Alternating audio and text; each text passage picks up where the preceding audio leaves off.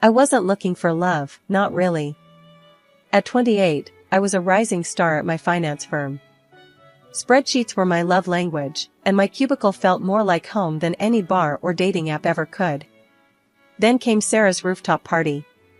Sarah, my coworker and best friend, had a knack for dragging me out of my comfort zone. This time, it was a mixed crowd, a bunch of artists and musicians Sarah knew, and a few of the more normal people from the office. That's where I saw him.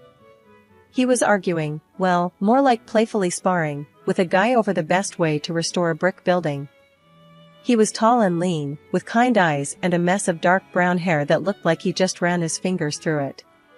He wore a worn leather jacket over a faded t-shirt that probably had a band logo I wouldn't recognize. The opposite of my usual button-down and slacks crowd, but something about him drew me in.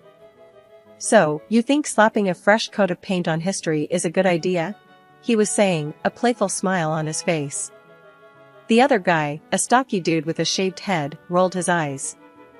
Hey, it preserves the structure, right?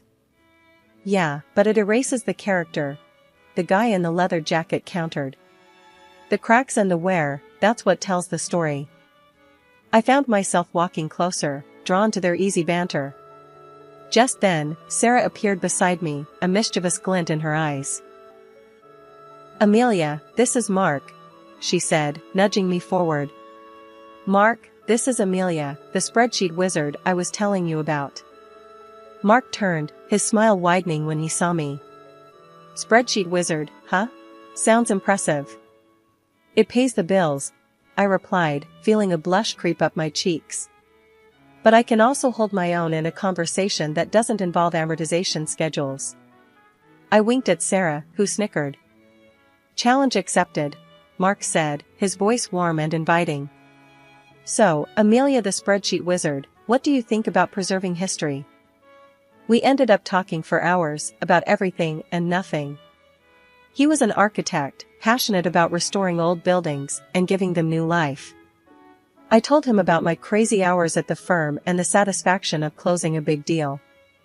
There were no awkward silences, just a comfortable flow of conversation that felt effortless. As the night wound down, we found ourselves standing by the railing, overlooking the city skyline. The air was cool, and goosebumps prickled my arms. This was fun, I admitted, surprised by the slight tremor in my voice. Yeah, he agreed, his gaze fixed on the glittering cityscape. I wouldn't mind doing this again sometime. Me neither, I blurted out before I could overthink it. We met with Mark's parents, Martha and Arthur, at a fancy restaurant they picked. The conversation flowed easily enough, at first. We talked about the wedding plans, the venue I'd booked, a beautiful old converted library, and the caterer I was stressing over. Turns out organic, locally sourced canapés are a pricey business. Then, things took a weird turn. Martha, mid-bite of her lobster bisque, which she pronounced bisky with a forced accent, suddenly fixed me with a steely gaze. So, Amelia, she said, dabbing her lips with a napkin, Mark tells me you work in finance? Yes, I'm a financial analyst at a large firm downtown, I replied, unsure where this was going. Analyst, huh? Sounds important, Arthur chimed in, his voice booming across the table. You must do well for yourself. Mark, who had been mostly quiet up until this point, cleared his throat. Dad, come on. That's not what we're talking about. Just making conversation, son, Arthur said, waving his hand dismissively. He turned back to me. So, Amelia, you mentioned a firm? Big name, I presume? I told him the name of the firm, a global player in the financial world. A satisfied smile spread across Martha's face. Excellent, she declared. And you say you do well for yourself? Investments? Stocks? That kind of thing? Yes, I manage a portfolio, I replied, feeling increasingly uncomfortable. This felt more like an interrogation than a meeting with my future in-laws. A portfolio, huh? Martha leaned forward, her eyes gleaming. How much are we talking about here, dear? My jaw dropped. This was outrageous. Nobody, not even family, asked questions like that. I glanced at Mark, hoping he'd step in, but he just avoided my gaze, fiddling with his breadbasket. "That's really personal information, Mrs. Miller," I said, forcing a smile. "Oh, come on, honey," Martha huffed. "We're practically family now. Isn't that right, Mark?" Mark mumbled something non-committal, his cheeks flushed pink. I decided to take matters into my own hands. "Look," I said, trying to keep my voice calm. "Money isn't everything. Mark and I love each other, and that's what matters most." "Love is great, sweetheart," Arthur chimed in again. "But let's face it, love doesn't pay the bills." I took a deep breath. This dinner was turning into a disaster. "Maybe we should stick to talking about the wedding," I suggested, hoping to change the subject. The next morning, I called my grandma. As soon as I hung up with her after recounting the dinner with Mark's parents, a wave of doubt washed over me. Her words, "greedy and selfish people," echoed in my head. But I brushed it off. Grandma could be a bit old-fashioned sometimes. Sure, Martha and Arthur were a little blunt, but they seemed genuinely happy for us. Maybe they were just a bit awkward when it came to expressing their emotions. Fast forward a few months, and wedding planning was in full swing. Everything, from the venue to the flowers, felt like pulling teeth. Whenever money came up, Mark would give a sheepish shrug and say, "Work's been a bit tight lately." His parents, bless their hearts, kept offering suggestions, cheaper venues outside the city limits, a family friend who did amazing catering for a discount meaning they'd barter for vegetables from their neighbor's garden. Needless to say, I ended up footing most of the bill. Mark, ever the charmer, would say things like, "You're amazing, honey. Handling everything like a champ." But his lack of financial contribution started to grate on me. Finally, the big day arrived. It was beautiful, the weather cooperated, the food was delicious, and most importantly, Mark and I said "I do." The only sour note was Grandma. After the ceremony, she pulled me aside, her wrinkled face etched with concern. "Amelia, honey," she said, her voice low, "be careful with those in-laws of yours. They don't have your best interests at heart." I rolled my eyes. Here we go again. "Grandma, they're just excited. They love Mark, they love me. Everything's fine." The honeymoon phase was barely over, the leftover wedding cake still sitting on the counter, when the first major in-law incident occurred. It was a Sunday morning, and Mark and I were still luxuriating in bed when a loud thump from downstairs shattered the peaceful silence. We exchanged a confused look, then Mark mumbled, "Probably the mail." Wrong. The thump was followed by a cacophony of rustling paper and muffled exclamations. Throwing on robes, we hurried downstairs to find a scene that could have been ripped straight out of a horror movie. Well, a horror movie with a lot of floral wrapping paper and gaudy gift bags. Martha and Arthur were sprawled on the living room floor, surrounded by wedding presents like vultures picking over a carcass. They were tearing into boxes, oohing and awing over some items, tossing others aside with dismissive grunts. "What in the world is going on here?" I demanded, my voice laced with disbelief. Martha, mid-unwrap, looked up and flashed a megawatt smile. "Amelia, darling. Just admiring your lovely wedding gifts." "Admiring?" I sputtered. "It looks more like you're ransacking the place." Arthur, holding up a crystal vase and squinting at it, snorted. "Relax, sweetheart. Just sorting things out. Can't have all this clutter lying around, can we?" Clutter? These were gifts, chosen with love, hopefully, by our friends and family. But before I could voice my outrage, Mark spoke up. "Maybe they should just leave the presents unopened, right?" he said, his voice mild. "Exactly," I chimed in, relieved he wasn't completely oblivious. Martha scoffed. "Don't be silly, honey. It's rude not to open presents. Besides," she added, her eyes gleaming, "we might find something truly special in here." Special for them, that much was clear. I watched in growing frustration as they picked through the gifts, setting aside anything that caught their fancy: a silver picture frame, a set of engraved wine glasses, a fancy cheese board. Finally, I couldn't take it anymore. "These are our wedding gifts," I said, my voice firm. "Not yours to take." "Look, honey," Martha said, her voice dripping with fake sweetness. "We just saw some things that would look lovely in our new house. You know, the one we're redecorating." They were redecorating? With our wedding gifts? The anger bubbled up inside me, threatening to spill over. "What about the gift you got us?" I asked, my voice tight. Martha paused, her hand hovering over a box wrapped in fancy floral paper. She rummaged through the pile, finally pulling out a small, oddly shaped package. With a flourish, she handed it to me. I unwrapped it slowly, my heart sinking with each layer of tissue paper. Inside was a cheap glass statuette, the kind you'd find at a discount store, adorned with garish plastic flowers. My stomach churned. This was their idea of a wedding gift? Maybe Grandma was right. Maybe I'd married into a nightmare. The wedding gift incident was just the tip of the iceberg. Martha's shopping sprees became a regular occurrence. She'd call, all chipper, and ask me to join her for a girls' day out. What it actually meant was me being her unpaid personal shopper. We'd browse stores, and inevitably, Martha would find something absolutely must-have. Then, at checkout, she'd do this weird shuffle with her purchases and mine, muttering about forgetting her wallet and such a hassle with separate bags. Of course, by the time the cashier figured it all out, I'd be stuck paying for both our stuff. Arthur wasn't much better. Weekends were his prime visiting time.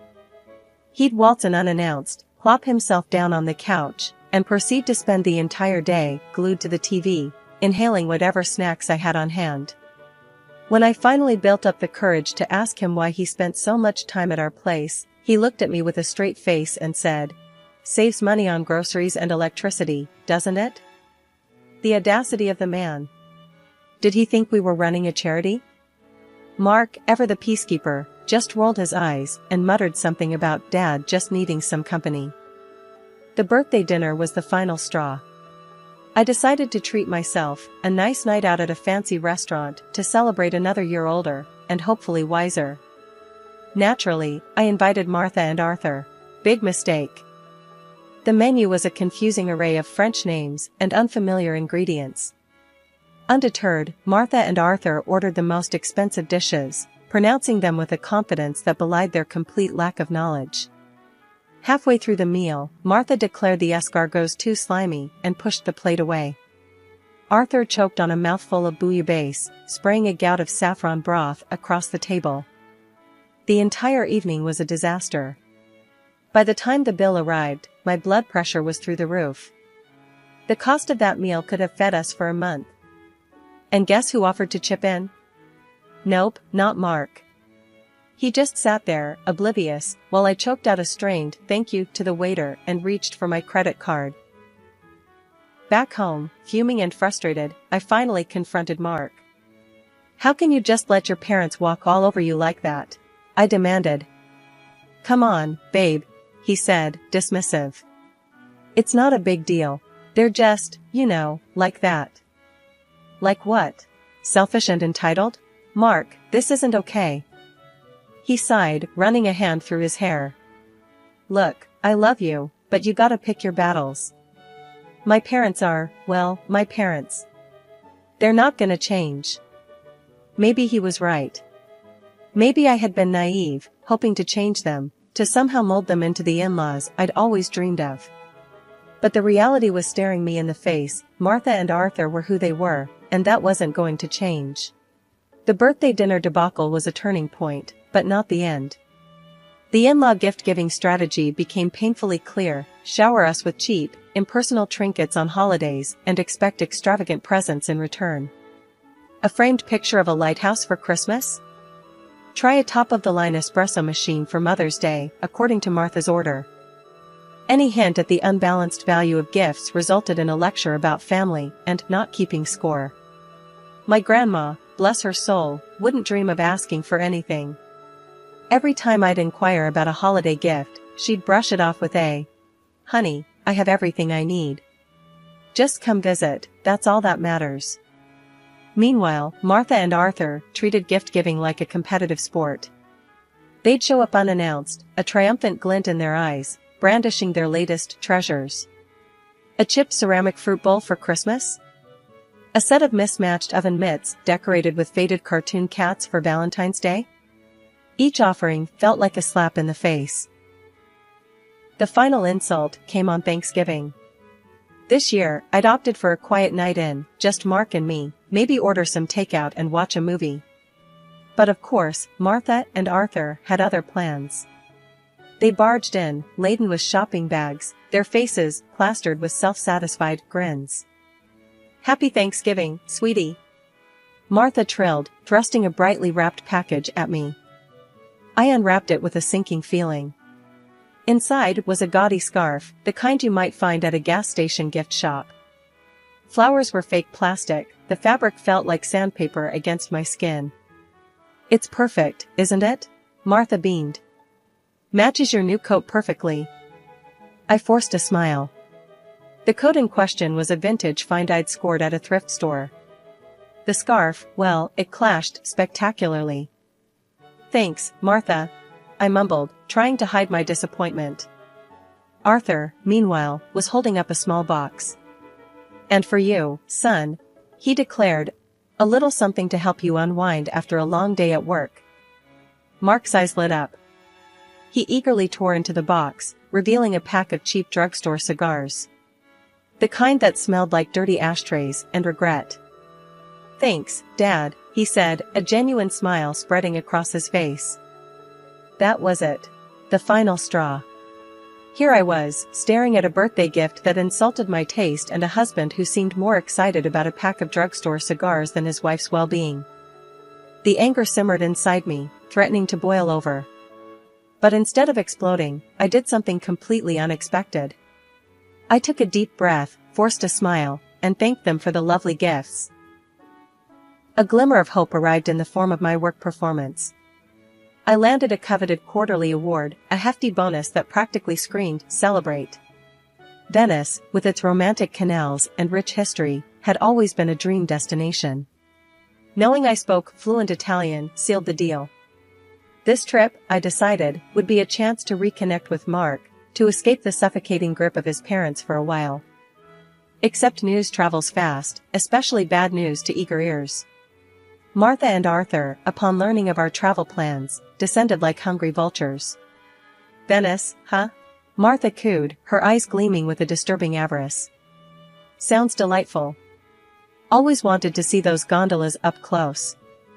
"Actually," I said, trying to be polite, "this trip is just for Mark and me. A little romantic getaway." Arthur scoffed. "Come on, Amelia, don't be selfish. We've never been to Europe, let alone Venice. Think of the pictures."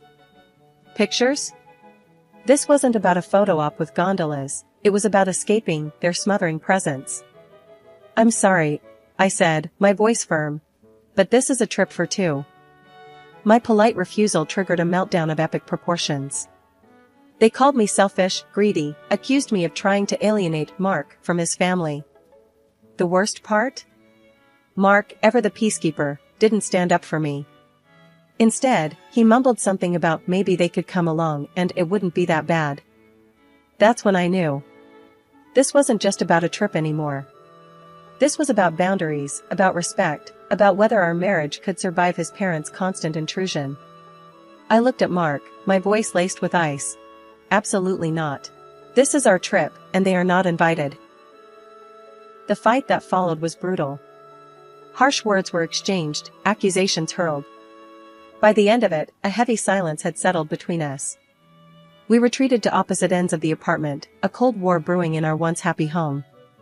Days blurred into one another, the silence in the apartment a constant reminder of the chasm that had opened between Mark and me. I didn't call his parents, the mere thought of their entitled whining made my stomach churn. Mark remained in his self-imposed exile, the only communication a terse, "good morning," mumbled in the kitchen each day. Then, on a random Saturday morning, I woke up to an empty apartment and a sinking feeling in my gut. My phone buzzed on the nightstand, the notification sound grating on my nerves. Glancing at it, my blood ran cold. Airline ticket confirmations. 3 of them. To Venice. Purchased from my account. Panic clawed at my throat. No. It couldn't be. But as I scrolled through the confirmations, the sickening truth settled in. Mark, with the audacity of a seasoned thief, had used my trusted access to our bank account to book not only his own ticket to Venice, but 2 more, for his precious parents. Hotel reservations, also courtesy of my hard-earned money, confirmed my suspicions. He'd gone behind my back, completely disregarded my feelings, and booked a vacation for himself and his leech-like family with my money. The anger, hot and furious, burned away the remnants of any affection I might have had left for him. My fingers flew across the screen, canceling the return flights and hotel rooms. Next, with a steely resolve, I revoked Mark's access to my bank account. One small act of defiance in the face of their colossal selfishness. A few hours later, my phone erupted with a call. Mark's name flashed on the screen, but I let it go to voicemail. The voicemail notification arrived a moment later, his voice laced with a mixture of panic and fury. Amelia, where the hell are you? We're supposed to be checking into the hotel. What did you do with the tickets? I deleted the message without listening. Then came a barrage of texts, from both Mark and Martha. A mixture of demands, accusations, and veiled threats. Mark's final message, though, sent a dark chuckle rippling through me. If you don't give me back access to the account and get us on that damn plane, Amelia, we're done. Consider this your divorce notice. With a newfound clarity, I started making my own plans. I contacted a lawyer, the weight lifting from my shoulders with each step towards independence. Mark's divorce notice might as well have been a gift. I didn't wait for Mark to waltz back in, tail between his legs. Packing was cathartic. Clothes went into suitcases, knickknacks into boxes. But the gifts from Martha and Arthur, those gaudy trinkets and mismatched sets, I left untouched. I lined them up on the living room floor, a garish monument to their selfishness. A final act of defiance before I slammed the door shut on that chapter of my life. Grandma's house, with its familiar scent of cinnamon rolls and worn furniture, felt like a warm hug. Tears streamed down my face as I recounted the entire ordeal, the hurt and anger spilling out like a dam breaking. Grandma listened patiently, a sad smile on her lips. I told you, honey, she said softly, her voice laced with a hint of I told you so, but mostly concern. But sometimes you gotta learn things the hard way. You know, I said, a newfound determination settling in my voice. Maybe this is a good thing. Now I know what to look for, what to avoid. A few days later, a knock on the door shattered the peaceful afternoon. My heart lurched, but before I could react, Grandma ushered me towards the back room. Peeking through the curtain, I saw Mark standing there, looking lost and dejected. Amelia, please, he pleaded, his voice thick with desperation. Let me explain. Grandma opened the door a crack, her expression unreadable.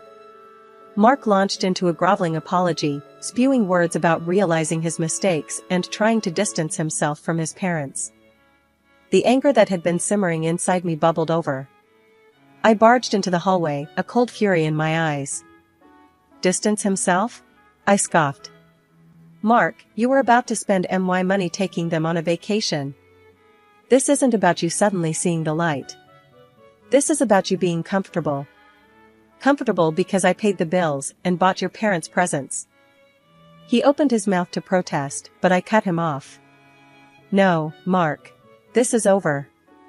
I don't want to build a life with someone who prioritizes comfort over respect, or someone who lets his parents walk all over him and his wife. I deserve better than that. Mark's face crumpled, but this time I felt no pity. The door shut with a finality that echoed in the silence that followed. Maybe Grandma was right. Maybe this wasn't the end. Maybe it was the beginning of something new, something better. A life free of entitled in-laws, a life filled with respect, and maybe, someday, with love that wasn't selfish or convenient.